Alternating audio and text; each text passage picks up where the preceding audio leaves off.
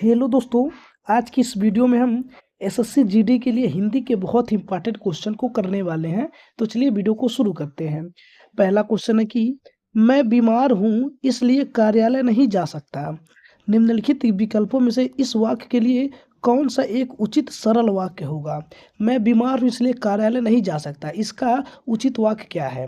तो इसका उचित वाक्य जो है विकल्प नंबर ए हो जाएगा कि बीमार होने के कारण मैं कार्यालय नहीं जा सका। इसका विकल्प नंबर ए राइट आंसर हो जाएगा।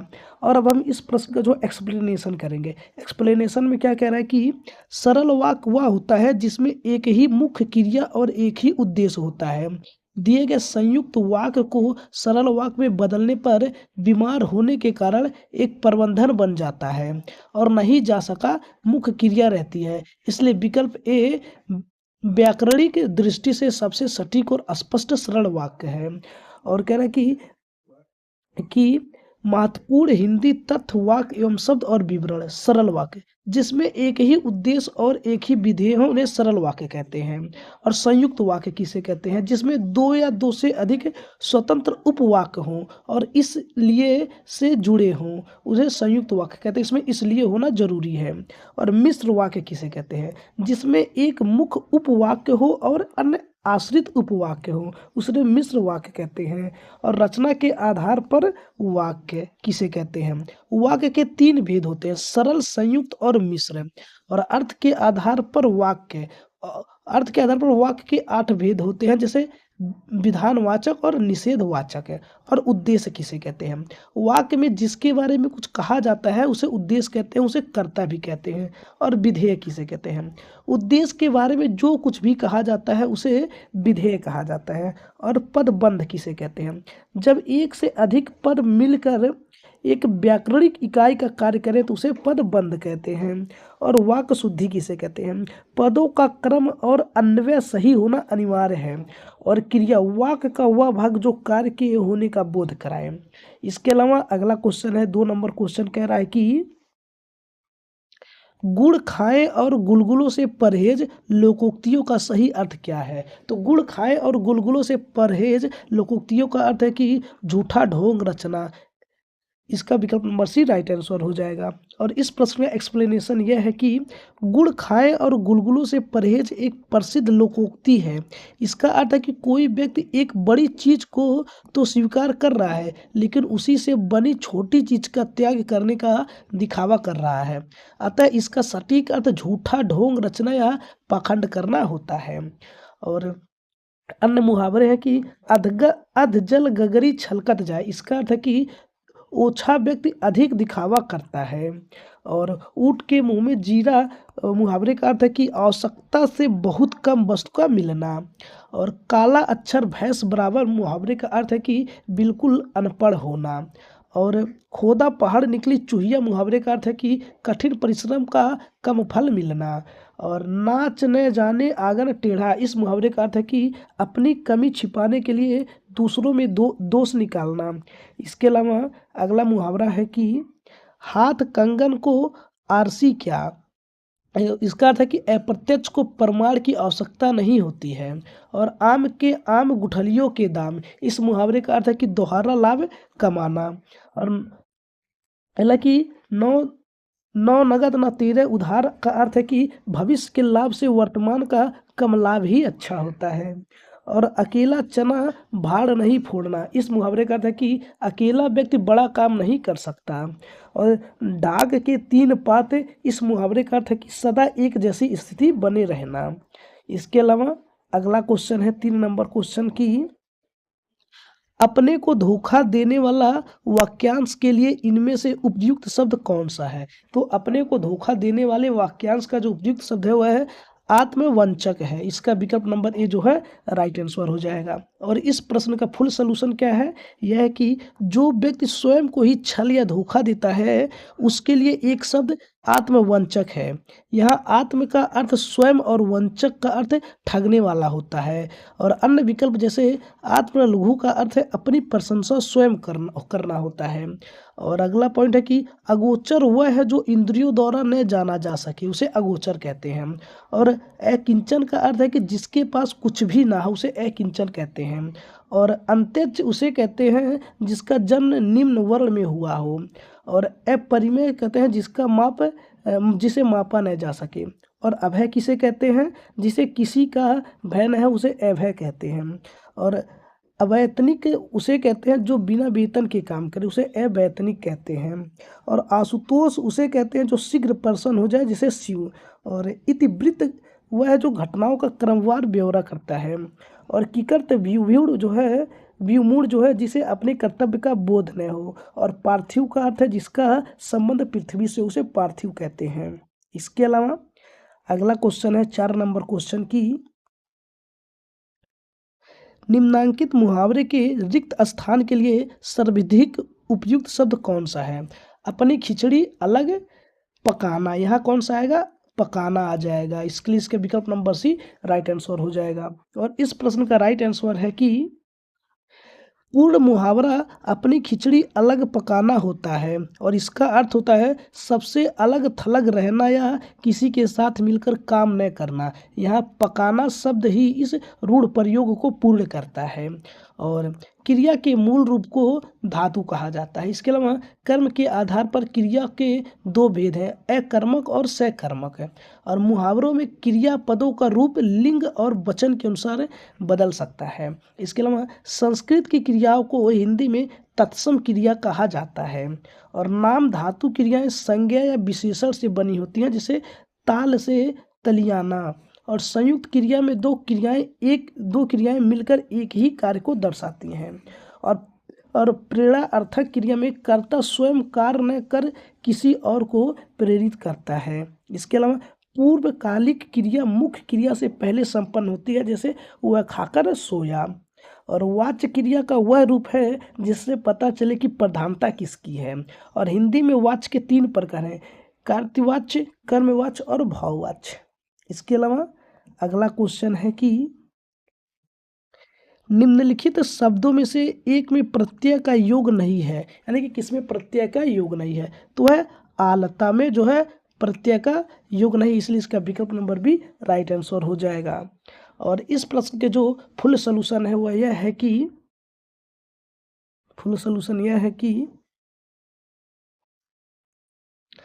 आलता एक मूल शब्द है, इसमें ता प्रत्यय नहीं लगा है। जबकि अन्य शब्दों में ता प्रत्यय का प्रयोग हुआ, जैसे ममता में मम धन था, और सुंदरता में सुंदर धन था, और समता में सम धन था।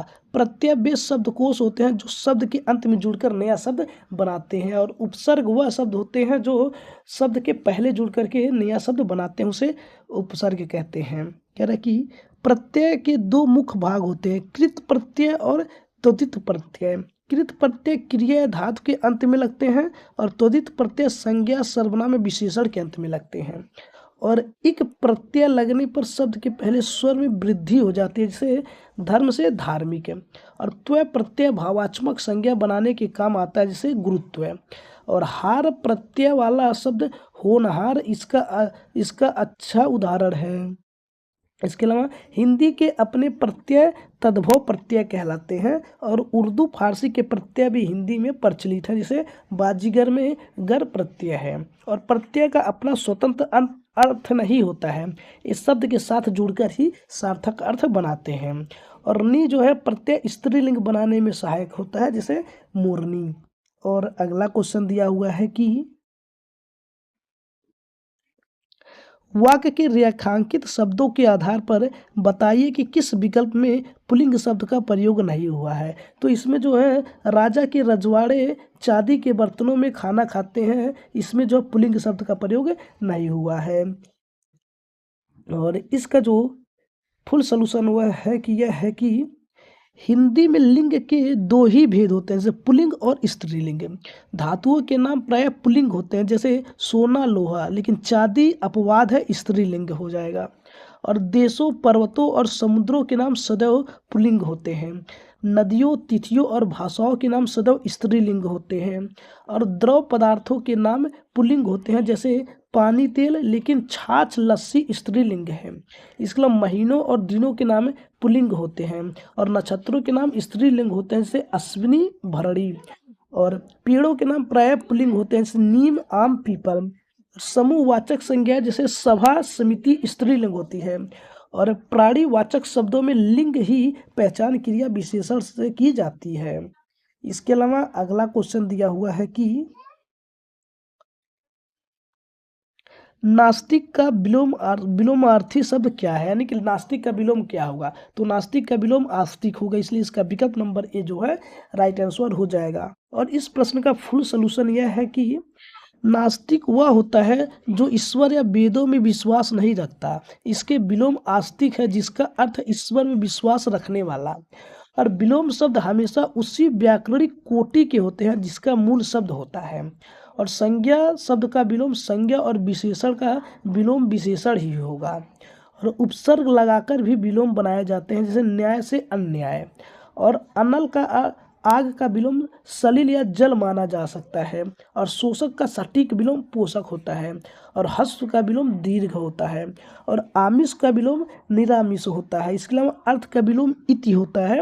और आलोक जिसका अर्थ है प्रकाश का विलोम तिमिर होता है, अंधेरा होता है। और मृदुल का विलोम कठोर या रुक्ष होता है। इसके अलावा अगला क्वेश्चन है कि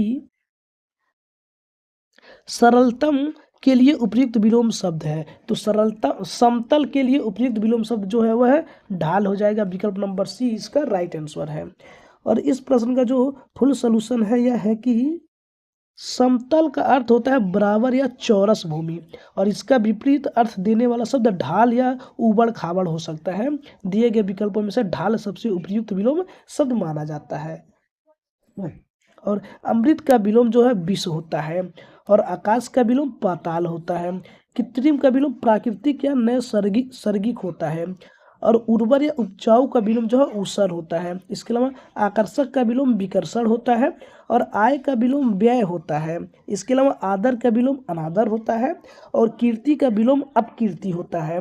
और गुप्त का विलोम प्रकट होता है। इसके अलावा जंगल का विलोम अस्थावर होता है। और यह अत्यंत महत्वपूर्ण है। इसके अलावा 9वां क्वेश्चन है कि माली ने पौधों को पानी देने से मना कर दिया। रेखांकित अंश पानी देने को किस विकल्प से बदला जा सकता है। तो पानी देने को जो है सींचने से बदला जा सकता है, क्योंकि यहाँ पर यह लिखा जा सकता है कि माली ने पौधों को सींचने से मना कर दिया, इसलिए इसका विकल्प नंबर डी जो है राइट आंसर हो जाएगा। और इस प्रश्न का फुल सोल्यूशन यह है कि पौधों को पानी देने की क्रिया के लिए हिंदी में एक विशिष्ट शब्द सींचना प्रयोग किया जाता है। जैसे सिंचाई का अर्थ ही पौधों को जल देना होता है, अतः सींचने वाले शब्द वाक्य को अधिक प्रभावशाली और शुद्ध बनाता है। इसके अलावा क्रिया का वह रूप जो मुख्य क्रिया की विशेषता बताए क्रिया विशेषण कहलाता है। और धीरे धीरे रीतिवाचक क्रिया विशेषण का उदाहरण है। और कल कालवाचक क्रिया विशेषण है। और वहाँ स्थानवाचक क्रिया विशेषण है। इसके अलावा बहुत जो है परिणामवाचक क्रिया विशेषण है। इसके अलावा सकर्मक क्रिया में कर्म की प्रधानता या उपस्थिति अनिवार्य है। और द्विकर्मक क्रिया में दो कर्म होते हैं, जैसे राजा ने ब्राह्मण को दान दिया। और रंजक क्रिया मुख्य क्रिया के अर्थ में विशेषता लाती है। और सहायक क्रिया काल का बोध कराती है, जैसे है था गा। और अकर्मक क्रिया का फल सीधे कर्ता पर पड़ता है, जैसे वह सोता है। इसके अलावा अगला क्वेश्चन दिया हुआ है कि उच्चारण शब्द में कौन सा उपसर्ग है। तो उच्चारण शब्द में जो है उत जो है यह उपसर्ग वर्ग है, इसलिए इसका विकल्प नंबर सी जो है राइट आंसर हो जाएगा। और इस प्रश्न का जो फुल सोल्यूशन है कि उच्चारण का संधि विच्छेद उत धन चारण होता है। और व्यंजन संधि के नियम अनुसार तय के बाद च आने पर तय भी च में बदल जाता है, अतः यहाँ उत उपसर्ग लगा हुआ है। और उपसर्ग शब्द के आदि शुरुआत में जुड़ते हैं। और संस्कृत के कुल 22 मुख्य उपसर्ग हिंदी में प्रयुक्त होते हैं। ऐसे हिंदी के अपने उपसर्गों को तद्भव उपसर्ग कहा जाता है। और अधपका में अध हिंदी का उपसर्ग है। और उज्ज्वल में उत उपसर्ग है और उत प्लस ज्वल है। और प्रत्येक में प्रति उपसर्ग है और एक मूल शब्द होता है। और दुस उपसर्ग का प्रयोग कठिन या बुरा के अर्थ में होता है, जैसे दुसाध्य है। इसके अलावा ए उपसर्ग निषेध का बोध कराता है, जैसे ए धर्म। और विदेशी उपसर्गों में बा बे ला आदि प्रमुख है। और उप का अर्थ समीप या छोटा होता है। इसके अलावा अगला क्वेश्चन दिया हुआ है कि अपने स्थान पर अचल रहने वाला वाक्यांश के लिए सार्थक शब्द कौन सा है। तो अपने स्थान पर अचल रहने वाले वाक्यांश का सार्थक अर्थ जो है वह है ध्रुव हो जाएगा। इसका विकल्प नंबर बी जो है राइट आंसर हो जाएगा। और इस प्रश्न का जो फुल सॉल्यूशन है यह है कि जो अपने स्थान से ना डिगे या अचल रहे उसे ध्रुव कहते हैं। ध्रुव तारा भी अपनी जगह स्थिर रहने के लिए जाना जाता है। और अन्य विकल्प ग्रहों के नाम है जो निरंतर गतिमान रहते हैं। इसके अलावा कृतज्ञ वह है जो किए गए उपकार को मानता है और कृतज्ञ वह है जो किए गए उपकार को नहीं मानता है। इसके अलावा निमिष का अर्थ पलक झपकना होता है और अपहरण का अर्थ दोपहर के बाद का समय होता है और पूर्वाह्न का अर्थ जो होता है दोपहर से पहले का समय होता है और यथाशक्ति जो है शक्ति के अनुसार है। और सब्यसाची जो बाएं हाथ से भी काम कर सके जैसे अर्जुन। और मितातारी जो कम खाता हो और मुमुक्षु जो मोक्ष चाहता हो और इतुसु जिसमें युद्ध करने की इच्छा हो। इसके अलावा अगला क्वेश्चन दिया है कि नीचे दिए गए वाक्यों में कौन सा वाक्य त्रुटिहीन है। तो इसमें जो है मेरे घर के पास पान की दुकान है, यह है त्रुटिहीन वाक्य है। और मेरे घर के पास एक पान की दुकान है, मेरे घर के पास एक पान की दुकान स्थित है और मेरे घर के पास जिसमें त्रुटि नहीं है, इन सभी में जो है गलत है क्योंकि दुकान में आधा छोटा ऊ का मात्रा रहता है और इन सभी में बड़ा ऊ की मात्रा दिया, जबकि इसमें छोटा ऊ का मात्रा है, इसलिए इसका विकल्प नंबर ए राइट आंसर हो जाएगा। इस प्रश्न का जो इम्पोर्टेंट पॉइंट है सॉल्यूशन है कि विकल्प डी सही है क्योंकि इसमें पदों का क्रम व्याकरणिक रूप से शुद्ध है। अन्य विकल्पों में एक शब्द पान के साथ लगा है जिससे अर्थ निकलता है कि पान एक है, जबकि एक शब्द दुकान की संख्या बताने के लिए दुकान से पहले आना चाहिए और इसे पदक्रम संबंधी अशुद्धि कहते हैं। और अनेक शब्द स्वयं में बहुवचन है, इसका अनेकों रूप अशुद्ध है। और दर्शन जो है प्राण हस्ताक्षर सदैव बहुवचन में प्रयुक्त होते हैं और जनता भीड़ पानी सदैव एक वचन में प्रयुक्त होते हैं। इसके अलावा वाक्य में ही निपात का गलत स्थान अर्थ बदल सकता है। और आदर देने के लिए एक वचन कर्ता के साथ भी बहुवचन क्रिया का प्रयोग होता है। और चाहिए के साथ कर्ता में को चिन्ह लगाता है, जैसे राम को जाना चाहिए। और दो संज्ञाओं के बीच जो है संबंध दिखाने के लिए कारक चिन्हों का सही प्रयोग अनिवार्य है। और विशेषण का लिंग और वचन विशेष के अनुसार होना चाहिए। शायद और जरूर का प्रयोग एक साथ एक ही वाक्य में नहीं करना चाहिए। और पुनरुक्ति दोष एक ही अर्थ वाले दो शब्द से बनना चाहिए, जैसे सकुशल पूर्वक के स्थान पर सकुशल होगा। और अगला क्वेश्चन दिया हुआ है कि मेरी किताब मेरी मित्र प्रिया के पास है, वाक्य में प्रयुक्त कौन सा शब्द विदेशज है। तो इसमें किताब राइट आंसर हो जाएगा। और इस प्रश्न का जो सॉल्यूशन है वह यह है कि किताब एक विदेशज शब्द है जो अरबी भाषा से आया है। प्रिया और मित्र तत्सम शब्द हैं। हिंदी में अन्य भाषाओं जैसे अरबी, फारसी, तुर्की, अंग्रेजी से आए शब्दों को विदेशज शब्द कहा जाता है। और उत्पत्ति के आधार पर शब्द के चार भेद हैं: तत्सम, तद्भव, देशज और विदेशज। और देशज शब्द वे होते हैं जिनकी उत्पत्ति का पता नहीं चलता, जैसे लोटा, पगड़ी। और अग्नि तत्सम है और आग उसका तद्भव रूप है। संकर शब्द दो अलग अलग भाषाओं के मेल से बनते हैं, जैसे रेलगाड़ी। पुर्तगाली शब्दों में गमला, बाल्टी, तौलिया मुख्य है। और तुर्की शब्दों में चाकू, तोप, कुली, दरोगा आते हैं। जबकि फारसी शब्दों में आवारा, चश्मा, जमीन, दरबार शामिल हैं। और अरबी शब्दों में अदालत, इंसाफ, तारीख, मतलब आते हैं। और अंग्रेजी के शब्द अनेक हिंदी में ज्यों के त्यों प्रयुक्त होते हैं, जैसे स्टेशन, बस है। और जापानी शब्द रिक्शा हिंदी में बहुत प्रचलित है।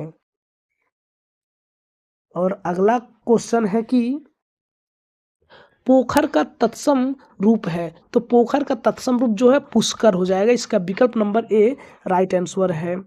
और इस प्रश्न का जो सॉल्यूशन है यह है कि पोखर एक तत्सम शब्द है जिसका तत्सम रूप पुष्कर होता है और तत्सम वे शब्द हैं जो संस्कृत से बिना किसी परिवर्तन के हिंदी में आए हैं। क्षय त्रय ज्ञानी और श्रय जो है शुद्ध शब्द युक्त शब्द प्रायः तत्सम होते हैं और खड़खड़ुआ से वर्ण का प्रयोग केवल तत्सम शब्दों में होता है और ऋ ऋषि की मात्रा वाले शब्द हमेशा तत्सम होते हैं। चंद्र बिंदु वाले शब्द सदैव तद्भव होते हैं और वह वर्ण तत्सम में और वह वर्ण तद्भव में अधिक मिलता है और बड़ा से तत्सम में और छोटा से तद्भव में बदल जाता है और आधा वर्ण वाले शब्द अक्सर तत्सम होते हैं और यह तत्सम में और जय तद्भव में बदल जाता है, इससे युग से जुग हो जाता है और तत्सम शब्दों का उच्चारण कठिन और तद्भव शब्दों का सरल अर्थ होता है और हिंदी शब्दकोश में तत्सम शब्दों की संख्या सर्वाधिक है।